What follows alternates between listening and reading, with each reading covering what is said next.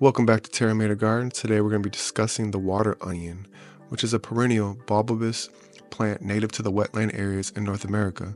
Often found in marshy regions, this plant is cherished for its striking white flowers and its ability to thrive in both aquatic and semi-aquatic environments. Its common name comes from onion-like bulbs which store nutrients and allow it to survive varying watering levels.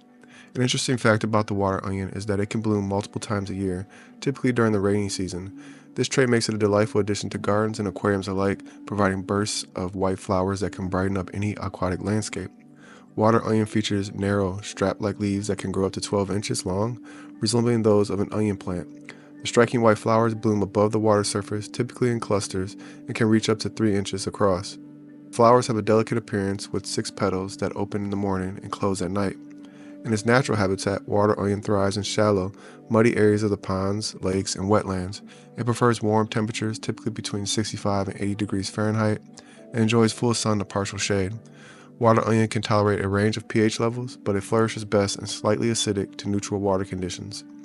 Water onion is relatively easy to care for, requiring moderate to bright light for optimum growth. It thrives in nutrient-rich substrates and can benefit from regular fertilization with liquid plant food. This plant can be grown submerged or partially submerged, making it versatile for various aquascaping styles. Ensure that the bulbs are not fully submerged, as this can inhibit flowering.